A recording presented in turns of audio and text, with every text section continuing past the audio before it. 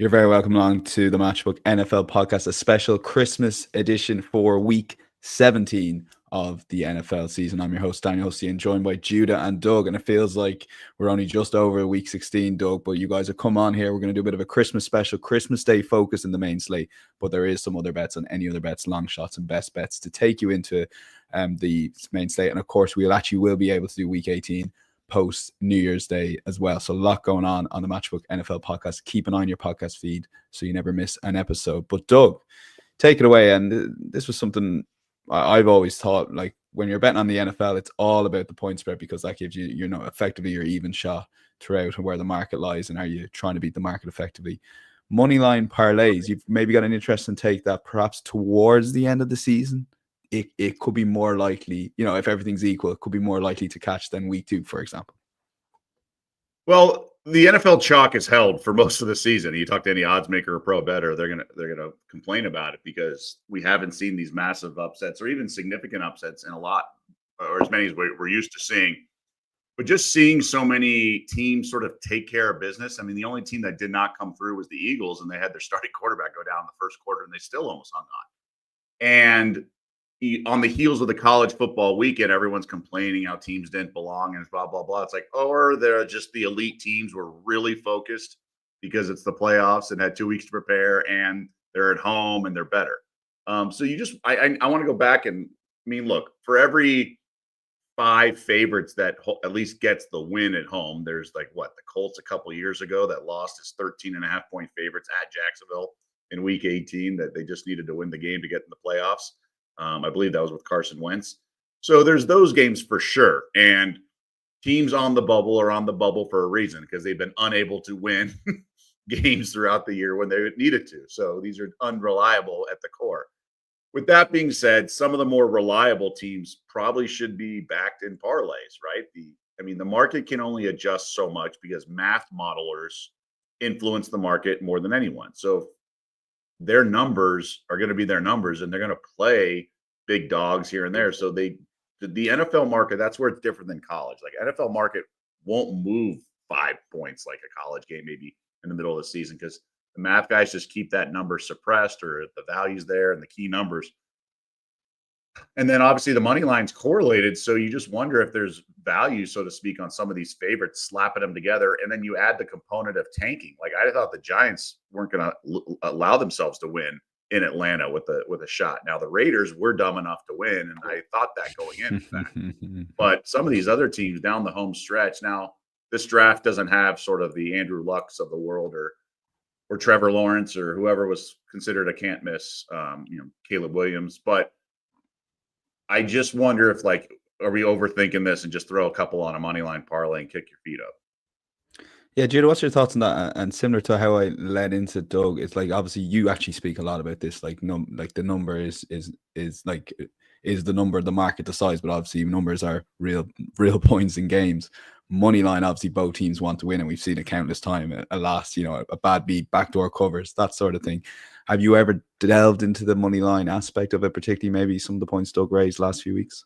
For sure. I mean, to precisely your point about thinking about these are real points in real games, and certain teams are going to have a very different distribution. And this is something that the market, I think, has gotten a bit more sensitive to. The Chiefs are a great example of a team that has a much higher money line, and the conversion from the money line to the spread is very different than the rest of the league.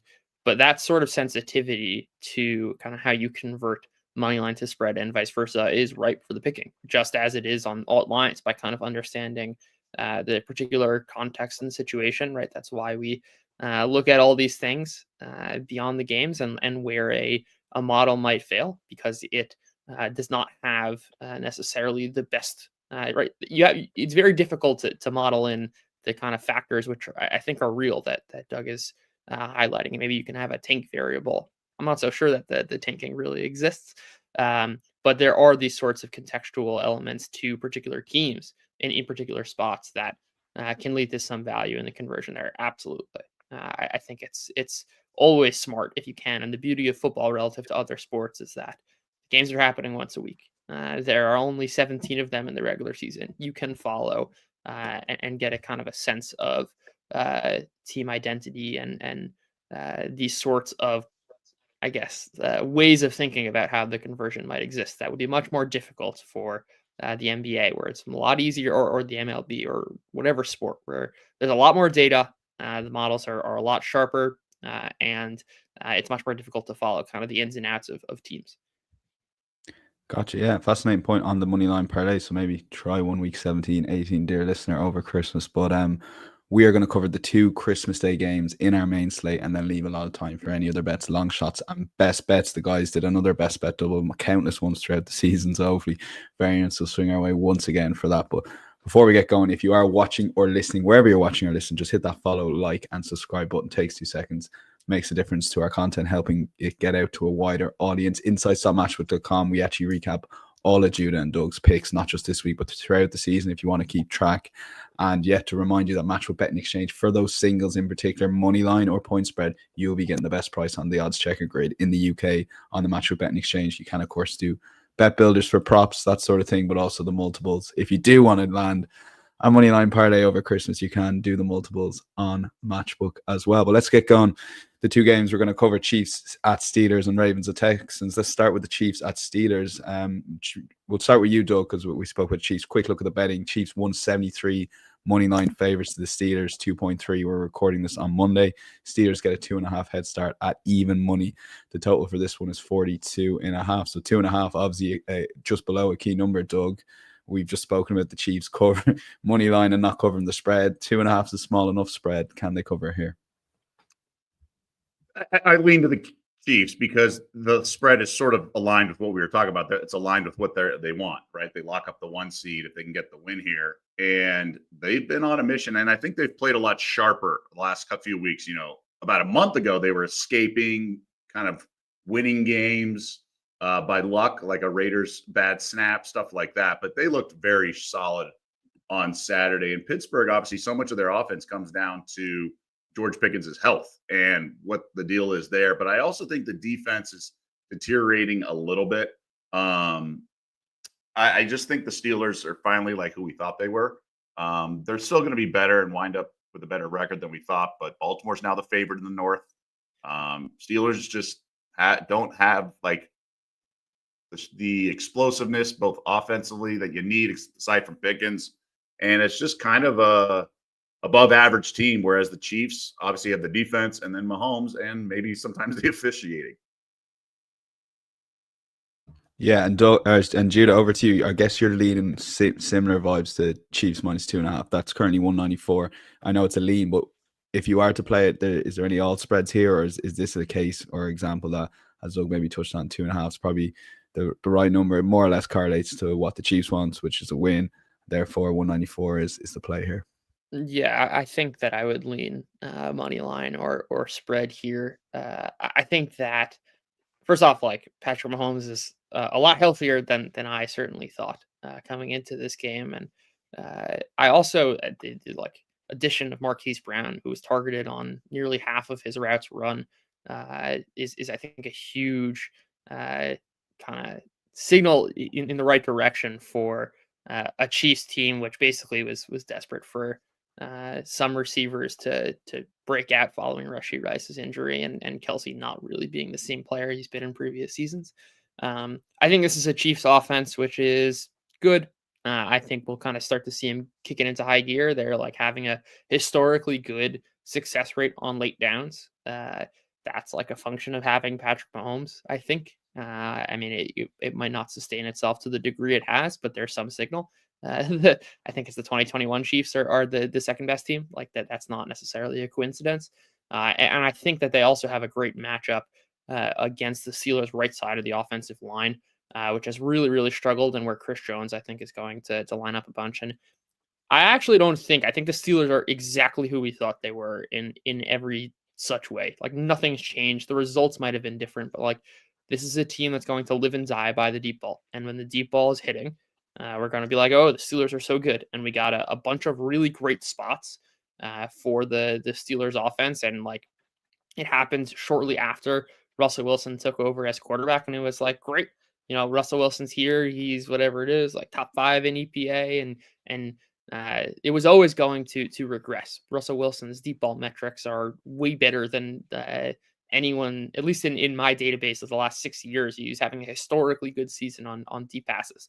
He's going to have success throwing deep, just not to that degree. And this is a defense that's going to force a lot of turnovers. They have an incredible edge group. I don't think that part is like as fluky. But all of that said, it's still a very limited offense. They can't really run the ball. They like have no offense outside of the deep passing game, and they lost their best weapon there, especially for a team that the Chiefs are really. You can attack them with secondary receivers because Trent McDuffie has done such a good job on at cornerback that and certainly on the outside that you really need to win with the secondary guys, and like that's how Houston was having success. Tank Dell was leading the team in receiving, or led the team in receiving even post his injury. And I don't think the Steelers have that sort of weaponry. I think Calvin Austin like could be that guy if you have Pickens healthy. I'm not sure we're going to get Pickens here. Maybe the equation changes if we do get him. But when I want to play, the Steelers is in a spot where they're like heavily discounted, or the kind of variance swings on their side, and the Chiefs are just kind of so stable in that their offense is going to succeed. The question is the degree of that, and that has me on the Chiefs here. Okay, yeah, but we're leaning Chiefs here, but don't maybe rule out picking the Steelers in a different sort of spot, maybe come playoff time when they're heavily underdogs. Some fascinating points there by both Judah and Doug, who lean to the Chiefs, not officially a bet there. And this is the other game on Christmas Day is Ravens at Texans. Fascinating, given we get these 4 teams last Saturday, we get them again on Christmas Day. How much do you read to the small matter of those results, etc.? But Ravens are 151 on the money line. Texans 286 underdogs. Ravens will be laying 4 points in Houston. The total for this one is 47. Judah, back to you. I'll let you lead on this one. I mean, it's hard not to go with the Ravens here with the momentum -4 if you feel the market quite hasn't reacted enough to maybe the previous few weeks.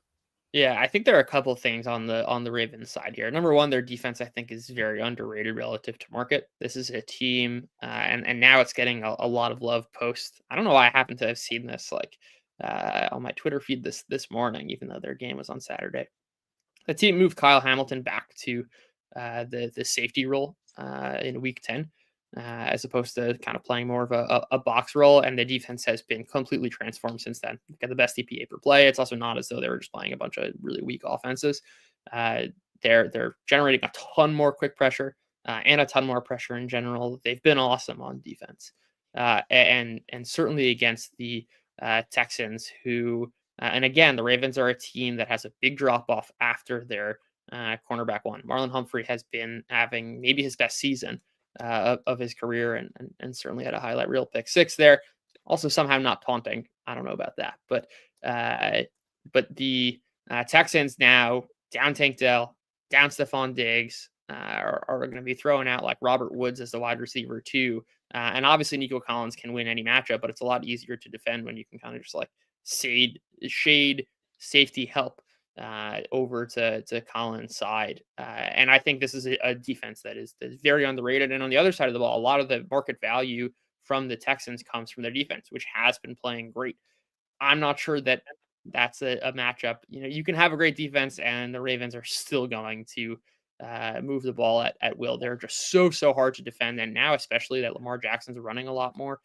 He went through a stretch of the season where they were basically not designing any runs for him. That seemingly has subsided, at least in the past 2 games. Jackson's been running a whole bunch more. I guess it makes sense. We're getting into crunch time of the season. And I think the Ravens can mitigate that. They're just so difficult to defend. They're relatively healthy. I think this is a spot for the Ravens to win and win with margin. Okay, Ravens -4. Confident enough shout from Judah. Doug, you're putting this up as an official bet as well. Maybe my question to you is, why isn't this market a little bit lame? Ravens laying more points, and do you expect the market to close a little bit bigger than maybe -4 at time of recording? I'm not sure. I don't know how the math guys view Houston. I would assume that, I mean, what always surprised me talking to modelers, and Judah can obviously speak to this more than I, is that even last year's stats as a baseline carry more weight than you would think, even this juncture of the season. Those who do individual player stats and modeling. But I'm always reluctant. There's two factors going against me. I can never get a Houston game right, seemingly, because Stroud has such a variance of how he plays. He'll look like Mahomes some games, and then he'll look like a backup others. And then the Ravens in this spot, road favorites, typically not when you want to back them, even though they just covered last week when they were at home. But like it's really tough to sort of back them because they lay eggs. They're great as a short underdog, the surprise roll, things like that. But I just think the talent gap is too strong. And now that the Ravens have such a compelling offense, and Lamar Jackson's stats are incredible. He's closed the gap on Josh Allen for MVP. That I think there's enough talent and execution to overcome sort of their tendency to lay eggs in these spots. And I just can't back Houston. I don't think they're very good at all. Okay, yeah, we're both not leaning, we're both putting up Ravens -4 at the Texans and leaning towards Chiefs -2.5 at the Steelers to see can those teams get 2 wins in those little windows. That's Saturday to Wednesday, and a lot of games those teams have to play in such a short period of time. Maybe that might affect them in week 18. Let's move on to any other bets here. Pretty full this week. Judah, you've got selections of 3, so take it away. Little cases here. I'm just looking here. I think all the teams have played this week, so a short turnaround for you to turn these spots around. Are these teams you've been eyeing up? Are these matchups, that you've been eyeing up maybe before week 16, or is this something off the back of week 16 that you're looking to back these 3 teams one by one? Yeah, this is great. We get kind of early week, an early week slate before a lot of movement takes place. Yeah. I don't think the matchups aren't sneaking up on me. You can kind of go case by case. I like the Jets here at +9.5, and this is even getting closer to 10 in some spots. This is a Jets offense which did not punt yesterday in a typical Jets fashion of scoring 9 points and not punting on any of their drives. The offense has been great the last 3 weeks, and like, say what you will about like motivation this, motivation that, the guys are playing and everyone's out there. The Bills have certainly been a house on offense, but the Jets are also the healthiest they've been on defense, and I think this is an offense that can move the ball sustainably. It's a lot of points for a team that, especially in the Jets, who, when they are having success, are eating up so much clock and kind of narrowing the range of outcomes just by virtue of how many drives there are. I think this is just far too many points for where these two teams are right now. And like, it is just the Jets season has just been absolutely insane in classic Jets fashion, I guess. But this to me is a spot where the Jets are going to be able to move the ball fine, and 9.5 is far too big a gap. Okay, so that's Jets +9.5, moving towards 10, as Judah said, because you're getting 198 for 9.5, so not giving too much line value to get to 10 if you do want to take that security. Second selection, Bengals just starting to get a bit of momentum, maybe a bit too late, but they're keeping winning, Judah. Yeah, the Bengals have been exactly as you said. They keep winning. I don't think this is the Broncos have really been elevated, I think, more so than anyone else by their schedule of opponents. Really, when they faced any kind of offenses of the Bengals caliber, they have not really been able to kind of live up to the defense that is so high in so many of the efficiency rankings. But the Bengals, they score at will. I don't think they have a particularly great defense, but I'm not sure. Bo Nix also is just, they're very, very limited in what they can do offensively. He really struggles throwing deep, and they have to kind of design such a short, passing offense. Like, this was like certainly on display Thursday night. But this is I think two teams that are in very different tiers. And we talk about real points and real games. I think the Bengals are going to be able to score. A lot of the market value for the Broncos lies in the defense, which, as I said, I think is kind of a function of opponents more so than relative strength. I'm going to be on the Bengals here, -3. Okay, so 2 confidence selections, I would say. Jets +9.5, Bengals -3. Final selection, Judah. The Dolphins at the Browns at 196. Take it away. Yeah, I mean, I don't know what else I can say about the Browns. Dorian Thompson-Robinson, I don't think is a serious quarterback. I mean, like, cannot complete a pass more than 10 to 15 yards downfield. In my database, he's only behind Ryan Finley for the worst quarterback in EPA per play. This is not a Browns offense which can move the ball. The Dolphins, we talk about real points in real games. I think they're going to score. They have not gotten a lot of single high looks where they kind of tormented defenses in previous seasons. That hasn't really mattered for their offensive success. They've been able to move the ball against anyone nonetheless. And the Browns defense is in terrible shape right now. I think that what the Dolphins also do so well is get the ball out so quick. You can mitigate Myles Garrett, which is basically the only kind of healthy and workable piece on the Browns defense. I think the Dolphins are going to be able to score. I don't think the Browns are going to be able to score. 6.5, too short. Okay, pretty simple there. So those three, incidentally, for Judah: Jets plus 9.5 at the Bills, Dolphins minus 6.5 at the Browns, and Bengals laying 3 points against the Broncos. Doug, over to you with the Seahawks at the Bears laying 3.5. It's funny, I was watching football yesterday with some friends at a sports book and said DTR is kind of like the coworker who just keeps failing up. Like, he stunk in college. He gets drafted, he stinks in the NFL, and he keeps getting like opportunities. It's kind of bizarre. So for me, I'm considering the Saints, but I want to see how they look tonight and things like that. But the Raiders typically lay eggs after wins. So for them to go on the road and be less than a field goal, I just don't really trust them, so to speak. Like, they're not a mature enough team to win, celebrate, and then win again, especially on the road. So I just don't think they'll have their they won't be buttoned up. So it's a conversation I wanted to at least make, because I think a lot depends on the Saints tonight. But it's almost like better if they lay an egg, because I think NFL players respond, stuff like that. As for the Seahawks, they can't get any love from the betting market. They're always underdogs, and it's crazy.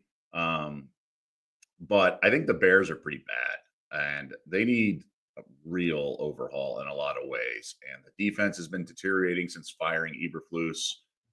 Caleb Williams has his flashes, but I just think they're a hot mess. And I think there's a good spot to back Seattle, even though the playoff hopes are gone. I just like them in a primetime game. If this were like a Sunday game, I'd be a little apprehensive. But, playing Thursday night football and all this, I think they'll be up for the game, and the Bears are a disaster. Okay, the Seahawks minus 3.5 at the Bears, 197. Incidentally, we'll call it a lean from Doug. Obviously, we're recording this before Saints in action on Monday Night Football, but we're happy to do lean there. Saints laying 2.5 versus the Raiders, 194. But just keep an eye on Monday Night Football. Obviously, long shots, Judah. I mean, you made a good case for the Jets to cover 9.5/10, depending where this market ends up. The money line's a huge price, 5.1, and I'm getting the vibes from some of Drew's ones last year. This one just stood out to me on the sheet when I looked at it this morning. Yeah, I think that another way of thinking about this relative to pricing is like, you're going to get way worse of a price on like Dorian Thompson-Robinson leading his team to a win. It's just that not that much needs to go right, I think, for the Jets. It's basically all of the kind of variance that has not gone their way. The missed kicks, they failed a bunch of kind of high leverage fourth downs in this past week's game against the Rams. But that, I think, is all signal for kind of value on like a Jets team where Aaron Rodgers has been playing great. The Jets offense has been playing great. That's the thing that matters most in winning NFL games in 2024. Obviously, the Bills offense is themselves a great unit, but I think that the Jets defense, finally healthy, can slow down Allen a bit, or at least there is like a probability of that happening, even if it's not the thing that is most likely to happen. And the Jets offense, if they just like finish their drives with touchdowns, right, they're not punting, then this is a spot where the Jets can win. And we're getting such a huge price. And when you think about like what's a 9.5 point favorite, usually it's like really bad quarterback against good team. And that's not like the Jets win-loss record's really bad, but they've been performing way better than that. And they're also much healthier. They have some offensive line injuries, perhaps. And obviously that's the one down, I guess, downside of doing this on Monday is we don't really have any good sense of the injury report. But this is a 5.1. This is a really juicy price for a team that I think is kind of playing their best football of the season at the very end. Yeah, looking at some of the UK, but like that line's definitely at 10.0. So the current price of 5.1, it could even be up a little bit. So maybe just take it, the value there. 5.1 at time of recording. Jets money line at the Bills. Doug, I mean, you were slating the Giants there only 15 minutes ago, so this is going to take some for me to get on board here. I feel like I'm already on board with Judah's once I saw on the sheet at 5.1. This is 285 Giants plus 3.5. I need convincing. I had 2 written down. One of them was Jets plus 3.5. Okay. I don't know if I can go quite the money line, but yeah, it's just a mispriced game and situation, and everything that's, the Jets have a bonehead coach, but besides that, I think I like the money line and everything doesn't make sense. As for the Giants and Colts, I don't see why the Colts are this big of a favorite. I understand the Giants are a mess and things like that, but Dable's coaching for his job, even though the team should try to lose. Locke is way more competent than DeVito, and I know the 2 pick sixes, but that's a tough ask this past weekend. Penix played really well. Atlanta has so many weapons. Obviously, I made him my best bet last week, so I just don't see. Like, that line was 8.5 when we discussed it last week. Falcons at home is 8.5 against the Giants. You're telling me the Colts are 7.5 at the Giants? You have a dome team outdoors. Richardson is obviously all over the place. And yes, he can single-handedly win this game, but he can also single-handedly lose this game. I don't trust this team now that they, the playoff sort of future is still alive, but it's hanging on by a thread. I don't think much of this team, and this line should be like 5, maybe 4. So I'll take 3.5 and all that plus money.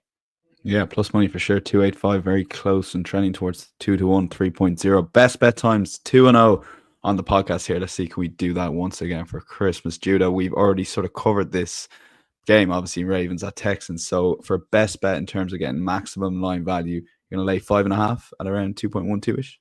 Yeah, I think this is where the game's going to close, actually.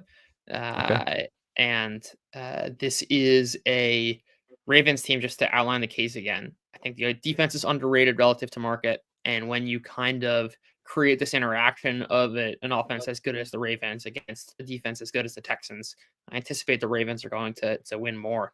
And then when you think about how this game plays out, I think the Ravens are going to move the ball on offense, score a whole bunch of points here, and I'm not sure the Texans are going to be able to keep up. 5.5, I think, is just number one, I think where the value is going, and number two, just a spot where the Ravens, despite being on the road, are going to be able to win with margin. Okay, yeah, Ravens are quite confidently fancied on this podcast here for Christmas Day success. Doug, Broncos at Bengals, just to lead in based on Judah. So Judah went Bengals -3. You're going to go for the over. What maybe decided you to go that way rather than maybe trying to? Well, I mean, look, Cincinnati took care of business defensively against Cleveland, but that was with DTR, right? Against other competent quarterbacks, and I do think, albeit a rookie, Bo Nix has been competent. They get scorched. This defense really stinks if you think about it. They gave up 27 to the Titans and Will Levis, and that's how bad they are. Now, that Cowboys game, the second half died, but for the most part, they've been involved in just ridiculous shootouts, and Joe Burrow's playing elite, like an MVP, frankly. Leads the league in passing yards. Jamar Chase is a total stud. This is a team with a pulse of the playoffs, and kind of like more than that, they're in the mix. So I think they're going to let it rip, and I think Sean Payton's going to just salivate facing this defense. And maybe there's a chance they try to bleed the clock running the ball and keep, the best defense against Burrow is keeping him off the field. I just think he's going to let it rip, and this is going to be a shootout. Okay, shootout predicted from Doug to get 50 points or over. That's over 49.5, 192. We're there. It's the last podcast of the year, calendar year, and last podcast before Christmas. My thanks to Judah and Doug. Very new lineup this year, but as we've gone on week, I feel there's a lot of good conversation. Two guys that see football in different senses, but often come together with the same opinions. Judah, what is the Christmas plan for you? I guess it involves watching a lot of football. That's right. I'll be in front of the couch. Watching football as was intended. Wednesday football. I mean, we got Monday, Wednesday, Thursday, Saturday, Sunday. It doesn't get better than that. Yeah, it's the best time of the year. All that extra football leading to playoffs, Doug. So yeah, I guess, would you be able to catch all the Christmas football / football over the next few weeks? 100%. That's the motivation, and I don't need my 5 TVs for this lineup of games. I mean, it's pretty much just all sequential, and not. Yeah. I'll be back by next weekend, so I'm going home to LA, and you got an iPad and my mom's TV. We should be fine. Laptop if you need a third game with some bowl games going on, but for the most part, it's going to be some NBA here and there, but it should be pretty easy. So I'm able to go spend time with family and see my nieces and stuff like that. No, looking forward to there. And the best thing in the UK, that is Christmas Day games, incidentally, 6 p.m. and 9:30 p.m. So almost post all the Christmas Day stuff. So it's almost it is a different experience watching in Europe, but worth doing. So my thanks to Judah and Doug, as I said. Thanks to all the listener and viewers throughout on the Matchbook NFL podcast. It was the original Matchbook podcast back in the day, and we've now expanded out to football and soccer. That's Premier League, etc. Insights.matchbook.com, the best place to recap all the picks throughout the Christmas period. And we'll be back with all our podcasts. This is our last recording in the new year. My thanks to all our contributors throughout the year, and we will chat to you in 2025. Have a great Christmas. Bye-bye.